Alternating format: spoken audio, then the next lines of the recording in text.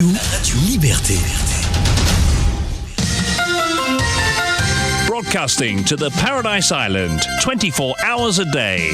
This is Top FM Network News. On the hour, every hour.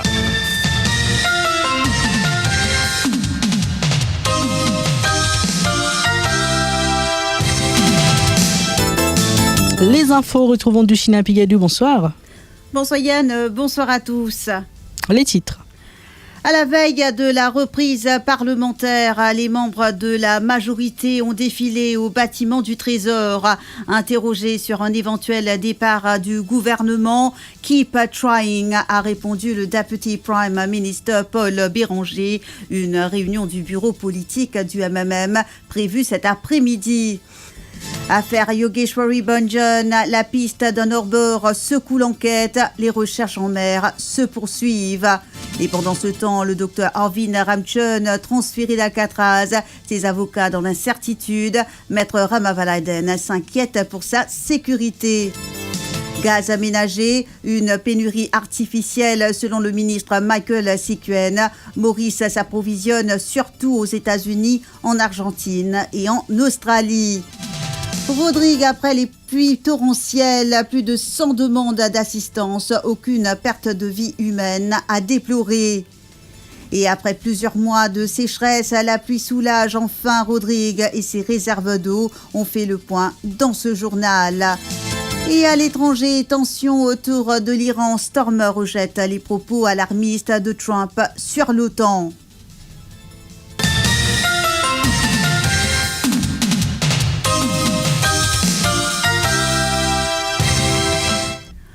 Un tête-à-tête entre le Premier ministre, le Dr Navin Ramgoolam, et le Deputy Prime Minister Paul Béranger s'est tenu ce matin au bâtiment du Trésor à Port-Louis.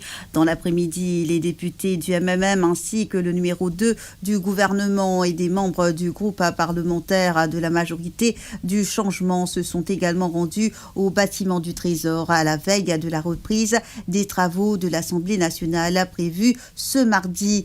Une réunion du bureau politique du MMM prévu ce lundi après-midi sous la présidence de Johanna Béranger. Le point avec Manisha Duty. Les députés du Parti des Mauves sont déjà divisés sur l'opportunité de rompre avec l'Alliance. Les désaccords sur des points fondamentaux restent nombreux. Qu'il s'agisse de questions institutionnelles, de stratégie politique ou de priorités nationales, les divergences persistent et compliquent la construction d'une ligne commune. Certains scandales impliquant des proches du bureau du Premier ministre ont contribué à ternir l'image du gouvernement et à fragiliser davantage la coalition, comme le leader des Mauves le dit lui-même, le gang des 5. Ces controverses alimentent la méfiance au sein de l'Alliance et renforcent les critiques de l'opposition. Dans ce climat, l'attitude du Parti travailliste vis-à-vis du MMM est également un sujet de débat. L'alliance entre le Parti travailliste et le MMM apparaît comme une coalition politiquement complexe, traversée par des divergences stratégiques, idéologiques et organisationnelles. Et après la réunion consacrée aux travaux parlementaires ce lundi, à laquelle ont participé les partenaires de l'Alliance du changement, les réactions n'ont pas tardé à suivre à la sortie. Interrogé par la presse sur une éventuelle décision définitive du MMM de quitter le gouvernement, son leader Paul Béranger s'est contenté d'une réponse laconique « Keep trying ». D'autres députés et ministres présents ont brièvement évoqué les discussions qui se poursuivent au sein de l'Alliance. Écoutons Paul Béranger et les réactions de quelques députés et ministres. Keep trying, moi, même. On parle d'un bureau politique. Et un bureau politique, Roger Louvin. On peut faire une bonne réunion au groupe parlementaire. Bureau politique, t'as l'air là. À là, bon enfant, nous travaillons à réunion parlementaire, déroule comme d'habitude. Et une formalité, nous remplissons une formalité. L'atmosphère de sa réunion là sortie. Le MMM peut quitter le gouvernement. Ça, pas le MMM, moi, je ne peux pas répondre à cette question-là. C'est la première fois que c'est arrivé. Pas le PM, l'Alliance du changement. On fait une réunion là? Non, là, nous avons une conversation avec les dirigeants de l'Alliance séparément avant. Okay? Là, nous ne connaissons pas qui peut décider ou bien pas décider. Il demande une nouvelle rencontre avec Van Décider. tout le temps quand quand de résistance à envie au plus beaucoup possible et n'a plus beaucoup de rencontres. Et dit bon pour nous et pour tout le monde. La pose question à même besoin de l'air. Nous, ou en tant qu'individu, non, je ne pas connaître qui est même pour faire. Je ne pas dans résistance et qualité. L'appel que vous lancez, peut-être. Mais je ne pas connaître qui est même pour faire. Nous avons un bureau politique, là, après bureau politique, on va causer. Nous avons un bureau politique, éventuellement pour un comité central, pour éclaircir la situation. Pas tracasser.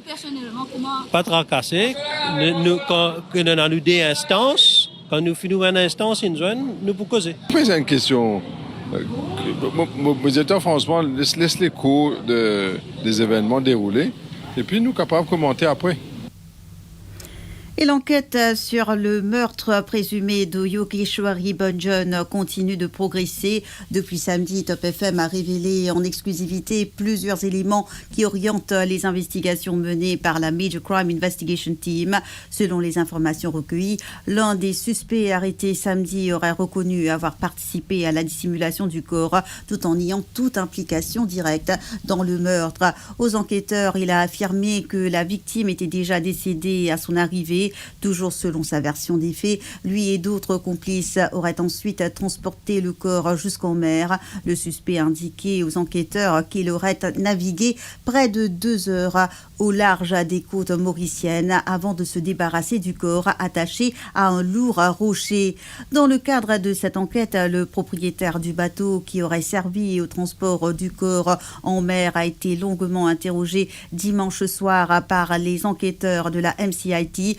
Lors de son audition, l'homme a déclaré ignorer que son hors-bord avait été utilisé dans cette affaire et a fermement nié toute implication. Il a ensuite été autorisé à quitter les locaux de la police. Parallèlement, les recherches pour retrouver le corps de la victime ont repris ce lundi matin en mer à Rivière-Noire. Et pour l'heure, aucune découverte n'a été faite. Les opérations s'annoncent particulièrement complexes pour les équipes mobilisées en raison de la profondeur de l'océan et de la force des courants marins dans cette zone. Et Maître Rama Valaiden, senior counsel et avocat du docteur Arvind Ramchun, affirme ne pas avoir obtenu l'autorisation de rencontrer son client actuellement détenu dans le cadre de l'enquête sur le meurtre de Yogeshwari Bunjun.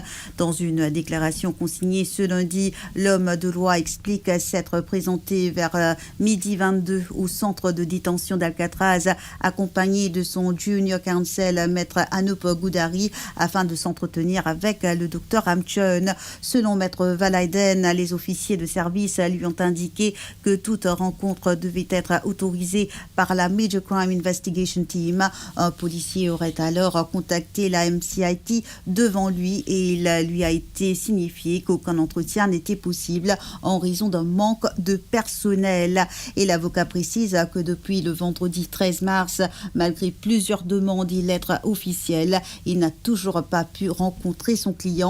Il déclare craindre pour la sécurité, le bien-être et la santé du docteur Ramchun. Maître Valaiden ajoute avoir reçu des informations selon lesquelles le suspect aurait été transféré du centre de détention de Line Barracks sans que ses avocats lui-même, Maître Nikant Dolou et Maître Anup Goudari, en soient informés.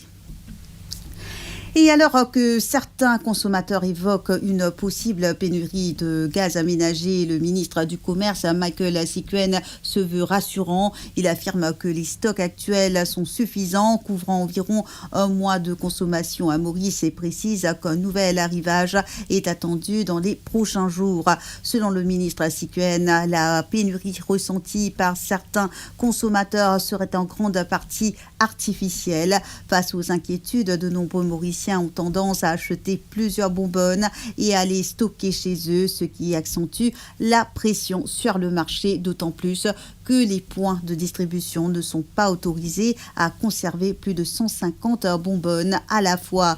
Le ministre a également tenu à préciser que l'approvisionnement de Maurice en gaz ménager ne dépend pas principalement du Moyen-Orient. Le gaz importé provient surtout de pays tels que les États-Unis, l'Argentine et l'Australie. Écoutez. Je ne comprends qu'il y a du monde peut acheter un peu plus que d'habitude. Je vais avoir stock à la maison. Donc, si jamais il y a une rupture dans un filling station, le lendemain, il peut finir gagner. Donc, c'est tout simplement, d'un filling, malheureusement, pas gagner droit de plus que 150 bonbons de gaz. Moi-même, moi, je contre ça, mais moi, tu peux faire des mosses pour cause fire services, parce que fire services qui donne sa permis sécurité, là. Moi, je peux guetter, c'est pas capable de jusqu'à 500 dans un filling, surtout un grand filling qui est en plein air. On dit, il y a un storage gaz en plein air. Et bon, vous connaissez que nos gaz, les sortis un peu depuis un peu partout. Et ils ne sont pas vraiment sortis dans le Moyen-Orient.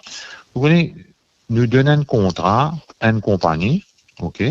Donc, l'automne de ça.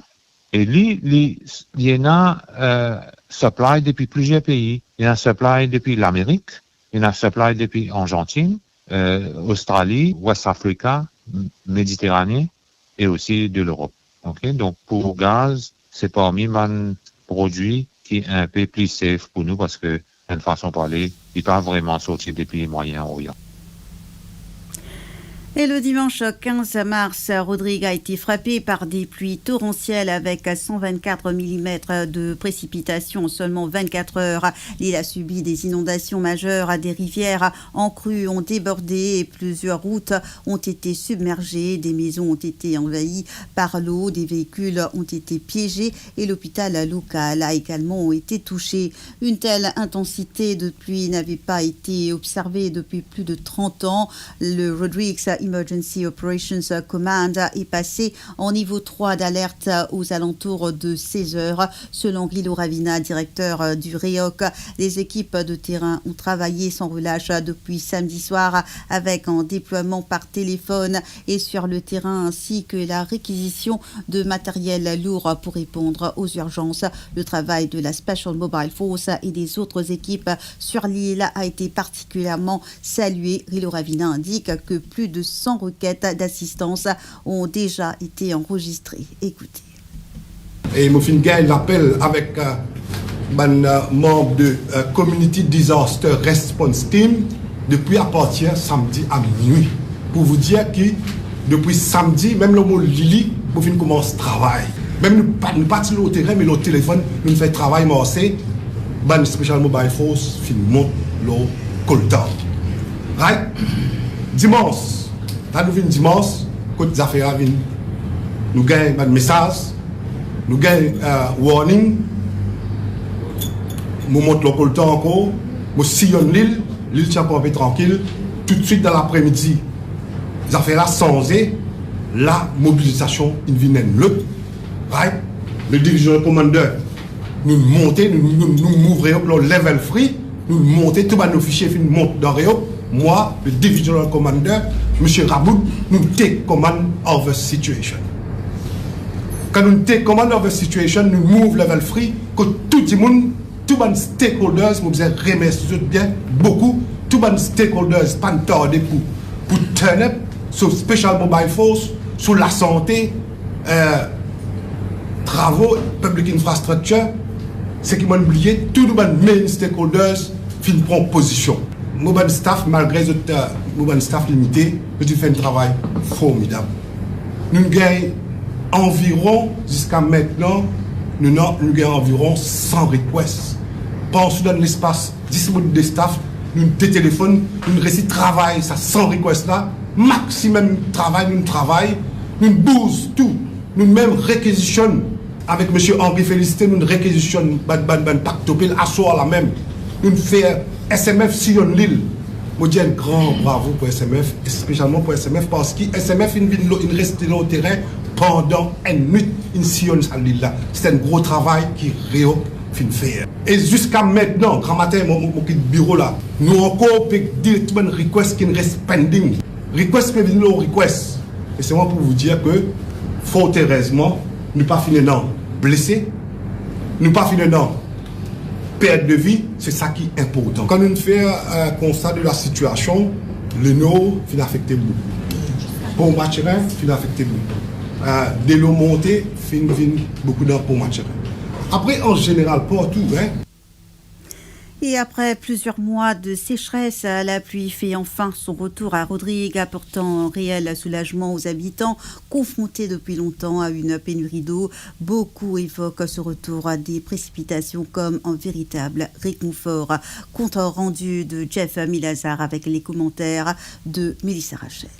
Pour les habitants, ces précipitations représentent bien plus qu'un simple épisode pluvieux. Après des mois marqués par la sécheresse et des réserves d'eau sous pression, beaucoup parlent d'un véritable soulagement. James explique avoir été privé d'eau pendant plus de 4 mois. Il affirme que la situation devenait difficile, soulignant que la terre comme la population avaient soif. Ces pluies sont donc accueillies comme un véritable répit. Et alors, sa situation là, elle est vraiment une aubaine parce qu'il trouvait qu'il a tête soif et la population aussi est soif. Parce qu'imagine tous les jours, tout le monde fait bizarre, avec une citerne pour de l'eau. Et ça c'est une situation qui est très casse nous quotidien. Parce qu'ils vivent sans de l'eau. Imagine, Maurice, imagine 24 heures, pas gagner de l'eau. C'était Rodrigue, il est en place 6 mois. Avec moi-même, plus que 4 mois, parce que gagner de l'eau. Que fait bizarre, à côté de bonne citerne. Et là, c'est un vrai soulagement. Et nous dit merci, bon Dieu papa, qui fait à cause de nous ça.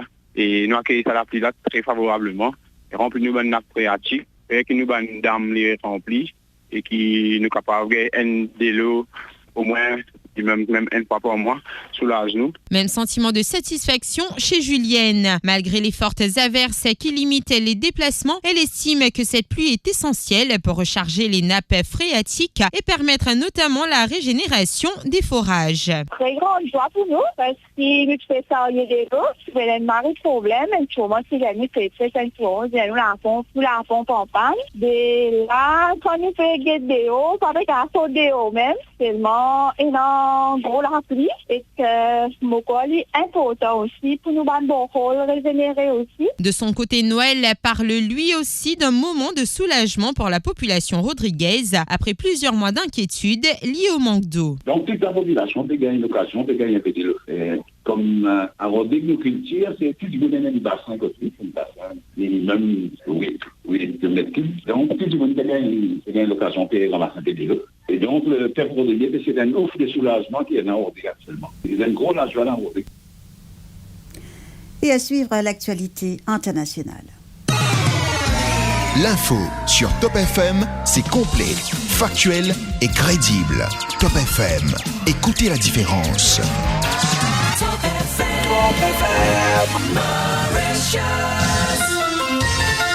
Give us 3 minutes and we'll give you the world. Le président américain Donald Trump a appelé plusieurs puissances internationales, dont le Royaume-Uni, la France, la Chine et le Japon, à déployer des navires de guerre dans le détroit d'Ormuz afin de sécuriser cette voie maritime stratégique perturbée par le conflit avec l'Iran. Dans un message publié sur son réseau Truth Social, Donald Trump a affirmé que l'armée américaine avait détruit 100% des capacités militaires de l'Iran, tout en reconnaissant que Téhéran reste capable de perturber la zone en déployant des mines marines, des drones ou des missiles à courte portée. Du côté britannique, le Premier ministre Keir Starmer adopte une approche plus prudente. Londres étudie différentes options pour contribuer à la sécurisation de la zone, tout en cherchant à éviter une implication directe dans une escalade militaire au Moyen-Orient. Et le Premier ministre britannique a annoncé un plan d'aide d'environ 53 millions de livres sterling destiné à soutenir les ménages touchés par la hausse des prix de l'énergie, conséquence directe de l'escalade des tensions au Moyen-Orient. Cette mesure vise en priorité les foyers dépendants du fioul domestique, particulièrement nombreux dans les zones rurales et en Irlande du Nord, où l'absence de raccordement au gaz rend les habitants plus vulnérables aux fluctuations des marchés pétroliers. Environ 1,7 million de ménages seraient concernés. Et lors d'une intervention à Downing Street, Keir Starmer a assuré que son gouvernement prendrait toutes les mesures nécessaires pour protéger le pouvoir d'achat des Britanniques. Il a également averti les fournisseurs d'énergie que toute tentative de profiter de la crise pour augmenter injustement les prix serait sanctionnée. Le rappel des titres.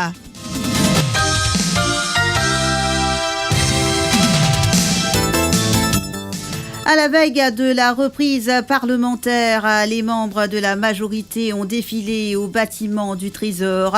Interrogé sur un éventuel départ du gouvernement, Keep Trying, a répondu le Deputy Prime Minister Paul Béranger. Une réunion du bureau politique du MMM prévue cet après-midi.